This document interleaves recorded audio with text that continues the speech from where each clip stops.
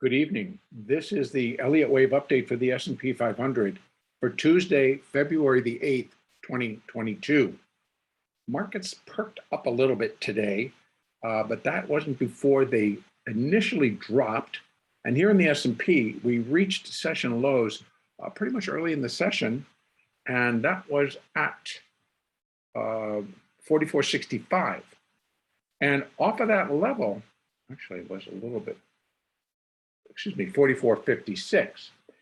And off of that level, the market just kind of launched and continued to basically stay in a fairly strong state till about 1 and 2 o'clock. We saw a couple of hours where we drifted lower and then picked up steam again and closed on the highs for the day at 45.23, almost 45.24.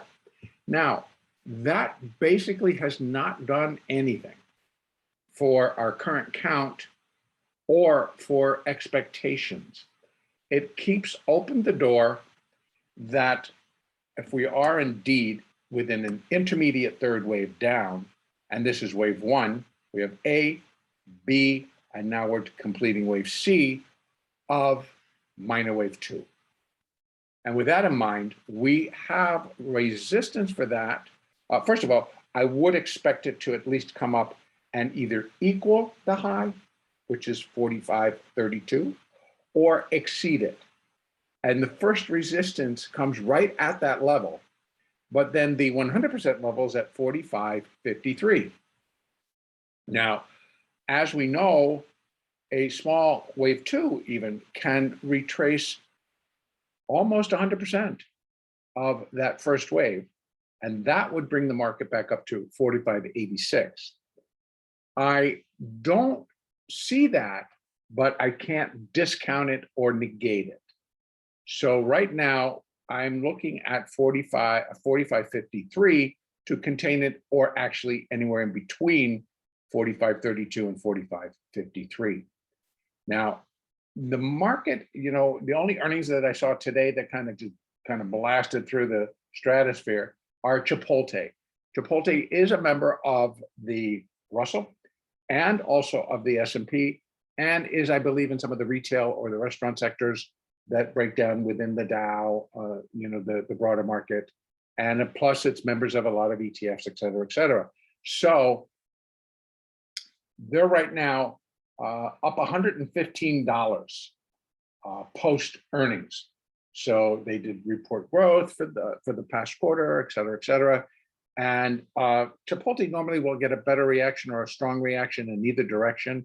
The stock being as expensive as it is, it's thin and trades a little bit not on a huge volume, but decent volume. But it does provide for larger moves under a thin volume. So with that in mind, I would suspect that tomorrow we're likely going to see this wave C of two, so the smaller two, a minor wave two, to kind of complete and then set us up for Thursday morning. Now, everybody's hanging their hat on how that CPI figure and the jobless claims are going to come out. And if they continue to show inflation is perking up and continuing to rise, the pressure is going to be on the Fed. But I believe that the market will react as if the Fed will raise more than 1/4 of a point, and they will begin to be more aggressive.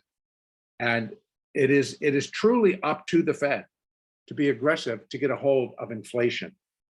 And if their lack of whatever, courage or tenacity or whatever, just holding to it, if they continue to back off and not really want to do it, there's going to be a reason, but it's not going to be because consumers are going to be able to adjust to this.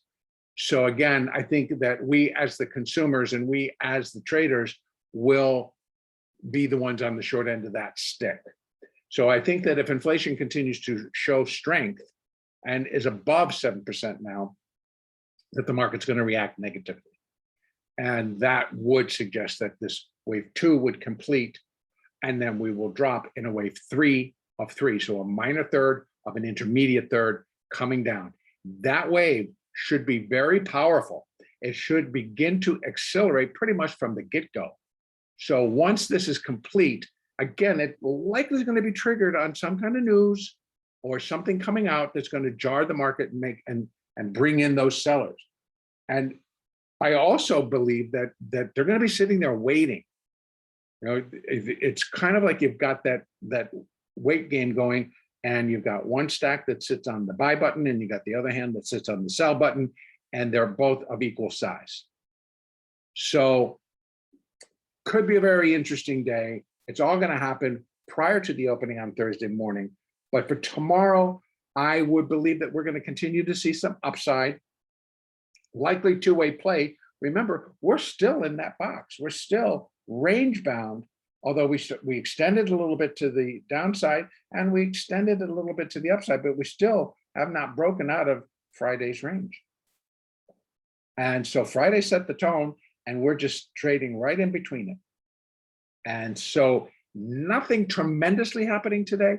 Better trading. I mean, I will go that far. You know, the upside, those up and down moves were both very tradable, and they were good. So it was, as a day trader, it was a profitable day. Breakdowns from here. I want to just kind of first of all, let me just take this down a notch or two, and let's take a look at how these moving averages are lining up on our shorter term charts, shorter time frames.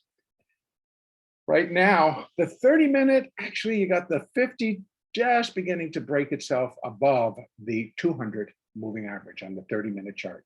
That will put the 30-minute chart in alignment to go up, to continue to support an upside move. If we look here, this is in alignment. So we got the 15-minute, almost the 30-minute. Let's take a look at the hourly chart.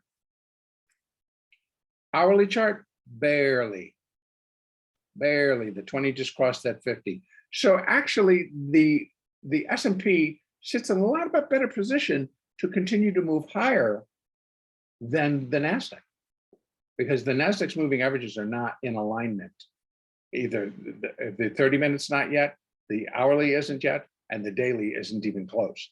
So, but here on the hourly, if we can get the 15, the 30, and the hourly all in alignment to go up, then that's going to be showing some additional strength. And maybe we will get upwards towards this 45.53 level. It definitely needs the cooperation of the moving averages to get there. So they should be in alignment if we're going to make that strong of a move. Now, one last that I'm going to check is that daily. Now, if we see the daily, we still got that on the bottom, which is an okay. The 50 is way up here. So we've got a flat 8, a flat 4, and a flat 20. And that just tells you that on a daily basis, we're still in the box. We're in a range-bound market. And if it starts to break higher, it's going to break above the 20. That will, again, give some boost to a rally continuing. Now, where's the 50? The 50 is at 45.66, and our resistance, hopefully to complete this wave too, is at 45.53. So that's another factor that gives us that level, should really provide some stronger resistance, because to break that, then we're pulling this whole thing into alignment in terms of a daily chart, putting in a positive bar to give a positivity view for the S&P. The daily chart will have put one positive bar in. Right now, not quite. Okay. So again, for tomorrow, I would expect continued upside as the market continues to digest Chipotle and sets itself up for Thursday. So again, today, I believe was just new money, 401k, IRA money coming in. Usually it would be the second Tuesday of the month, since last Tuesday was the first. So again, this Tuesday is more of a more common day that the money comes flowing in, and it certainly did. And so we saw both sides. We saw money coming in, we saw redemptions and money coming in. So it's all good for right now. Downside would come again quickly and it will be a shock to the market. So that's what I think it's going to come in on some kind of a news. And if that comes tomorrow, then we start to drop. We're going to be breaking these moving averages. And I would suspect that it's going to do it in the string, because remember, what we're finishing is a minor wave 2. What's next up is minor wave 3 down. So it's minor wave 3 of intermediate wave 3. It should pick up steam pretty quickly and break below 45.56 without much hesitation or problems, and then break below 45.43, which is the bottom of wave 1. So it needs to put in new lows, and that's off on just the starting momentum. Should bring it down below that. Ultimately, a third wave would be expected to come back down into 42.17, if not lower. I'd be looking for the market to, on an intermediate third wave, to easily drop, easily, without hesitation, below 42.12. And as I have been suggesting, this third wave certainly has the power to do it. And then we're looking at down here. So when it picks up momentum, and it's going to be coming on purpose. So in other words, it's like it's going to have a purpose. The sellers are there because they want out. They are done, and they believe the inflation numbers. They believe what's, that the higher rates, and they're just making their adjustments, and it's time to move. And that's why I think all of this get broken, and we could drop below 43, we drop below 4,200, we drop below 4,100, and we drop below 3,000 and end up. This is my first area for third wave down. Now, if wave 3 is going to be 1.618 times the length of wave 1, which is not uncommon, folks, we're looking all the way down here. Now, a lot's got to happen. And I think it would have to be more than just interest rates. We'll see. There's enough out there still kind of sitting in the haze of possibilities. All right, I'm going to end it right there. Continue to trade smart. Continue to use those moving averages. Keep in mind, we're pretty much lined up, and we're just looking for the hourly to kind of give us a little confirmation, and that's with that 20 moving above the 50. And once that occurs, we're going to have that support for continued upside move. We'll be looking for 45.53 or 45.32. Any of those two could complete this or in between.